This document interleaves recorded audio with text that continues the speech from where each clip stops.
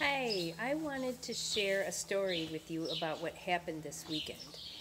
And it didn't involve my red horse here, but today was one of those days that ended up not quite looking how I thought it was.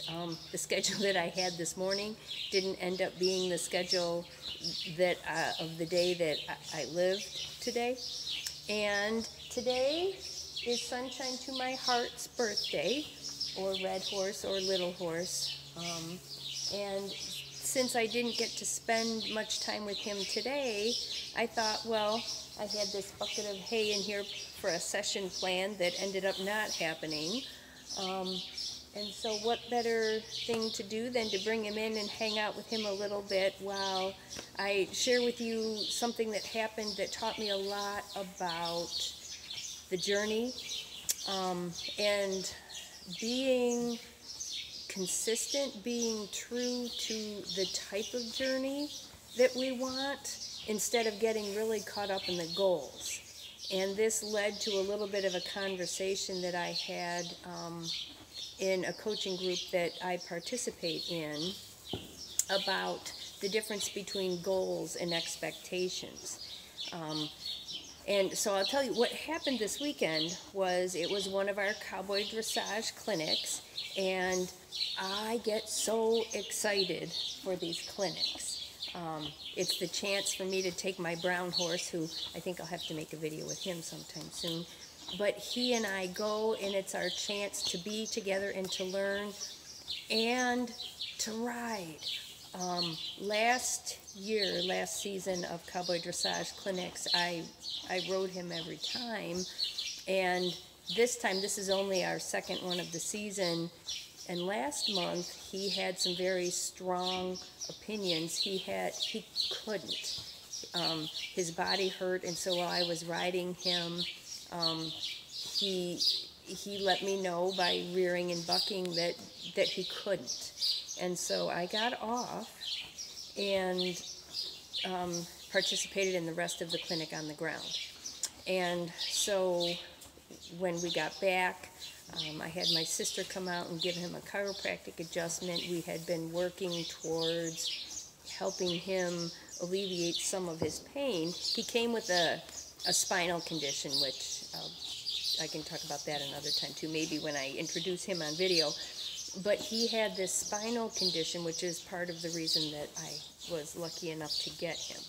So I thought that we were, on the road to recovery, and like a 5-year-old excited to be able to ride in the clinic this weekend. And usually during the day, we're getting 2 times to ride or work with our horse. Once in the morning and then once after our lunch break. So in the morning, I did some groundwork with him, got on his back.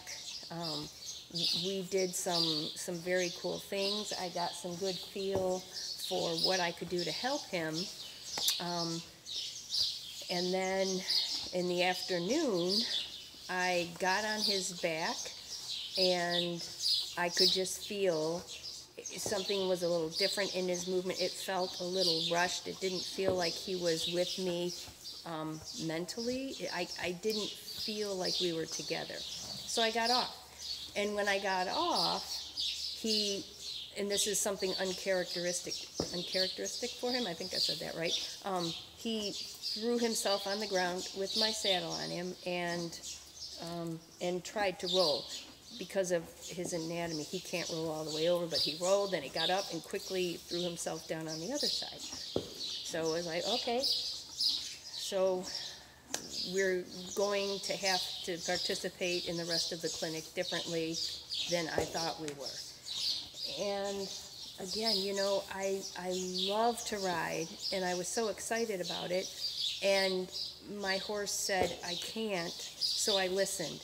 And I was really, I felt really good about listening to him, because how I had been taught by some other people previous in my riding career, getting off of them wasn't always an option. If you didn't have the guts to ride it out, or your horse was just having behavioral issues, being a bad horse, You didn't take any of those things into consideration. You just rode through it, which I think the ramifications for the horse, it's nothing positive for the trust in the relationship. And I do feel that since last month, when I got off Petey, when he had his big expression of opinion, and then this time without him having to get so big and loud to listen to him, I do think it changed something. I think he trusts me a little more.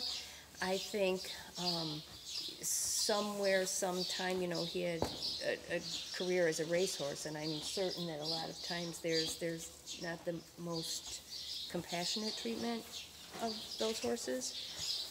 And I think it kind of rocked his world a little bit that there wasn't some type of a repercussion for what he did. And I saw a little bit of that. The clinics are 2 days. Saturday was the day that I got to ride him in the morning and then Sunday, yesterday, he still just didn't feel right, so I stayed on the ground. And I was doing some groundwork with him, asking him to back up. And in addition to backing up in the manner that Phil, our wonderful clinician, taught us, I was also watching him release tension through all of the little things that we've been paying attention to, his muzzle quivering, eyes blinking, stretching out a back leg. And I don't even know how long it took, but I stood there for a considerable amount of time, and finally he took a step backwards, and I released my hold on the reins. And so then I moved away a couple steps just to watch him and see what else he would do. And there was a little bit of chaos in the arena at the time. There was a horse that was a little bit worried and not always under specific guidance from the rider. And there was another horse that was working on trot canter transition. So there was a lot of movement and activity around my horse. And when I did that, stepping back a little bit to watch him release, he did some licking and chewing and expressing. And then I was prepared to give him a boundary and not let him go, interact with the horse that was expressing some opinions or the one that was working. And instead of doing those things, he came right with me.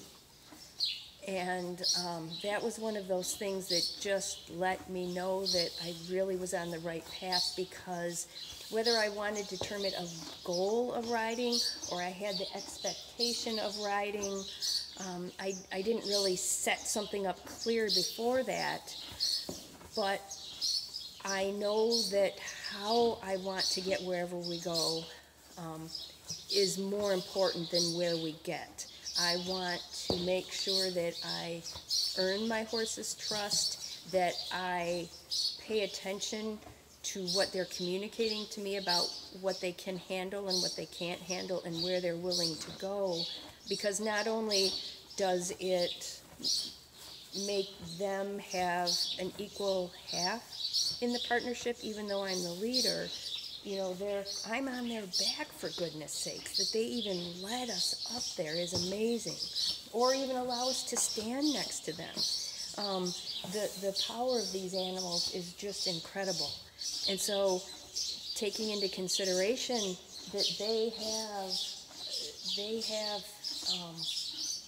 needs, they have, I want to say feelings, but a lot of people would argue with me that horses don't have feelings, but I'm going to say it anyway.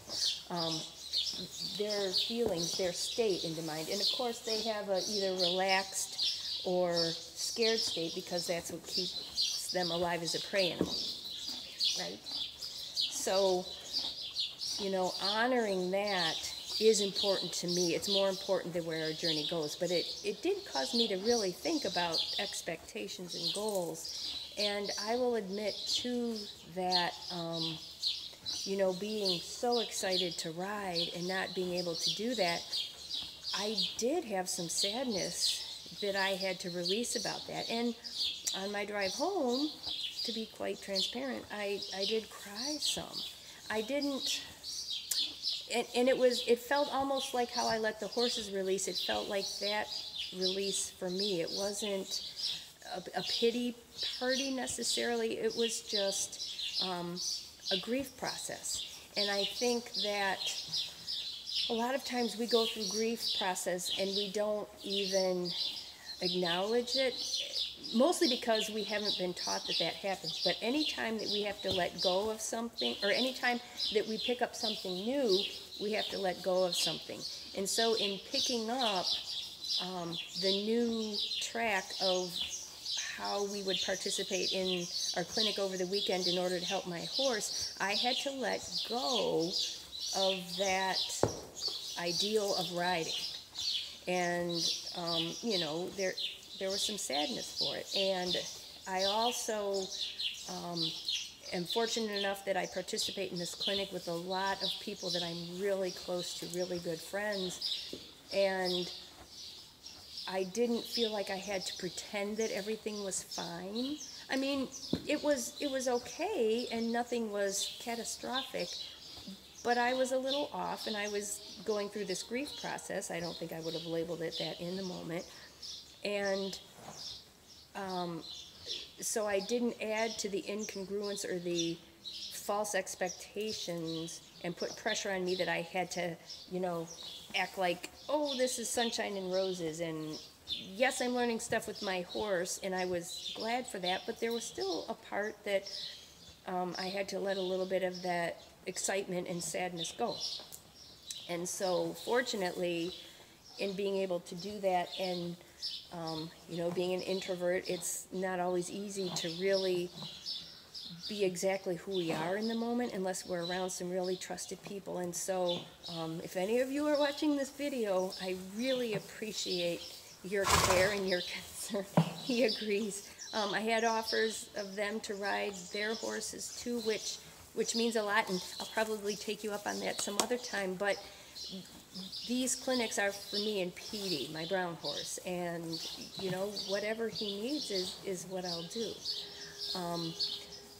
But you know, being able to express the appreciation and gratitude for those times that are really tough, and again, not that this was any huge catastrophe, but being able to use these little examples as a way to set up our habits and patterns for dealing things. Because if we kind of set the groundwork and pay attention on these bumps in the roads, then when we come across the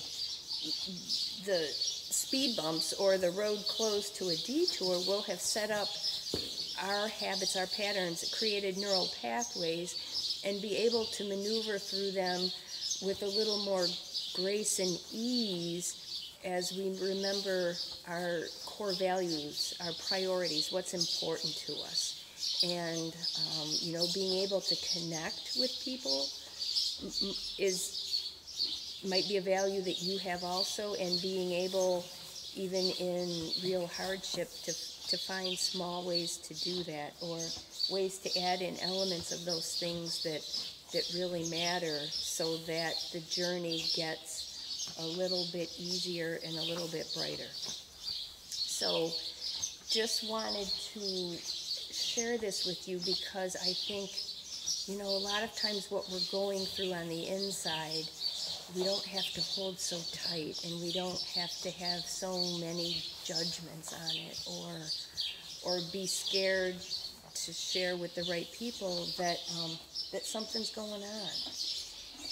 So I hope that you'll be able to expand your bubble sometime or toss it away as may be necessary, and allow for more place of peace, and then from that peace, I think, is where joy can come in. So happy birthday to my red horse. Thank you for watching our video, and I hope there are many bright moments in the rest of your day. Bye.